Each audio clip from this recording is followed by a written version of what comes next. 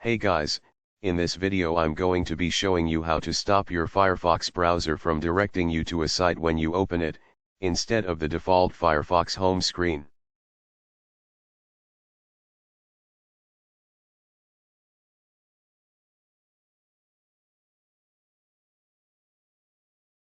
If you opens your Firefox browser and it brings you to a site like this, instead of the default browser's home screen. Here is what to do. Step 1. Click on the three lines at the upper right side of your screen and select Settings.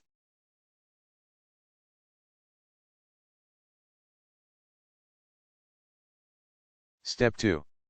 Select Home. Step 3. Click on the custom URL and select Firefox Home Default and it's done.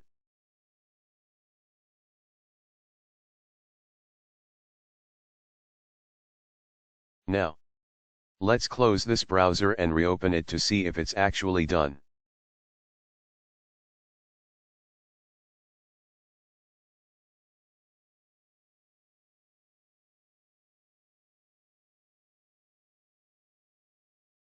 It's done.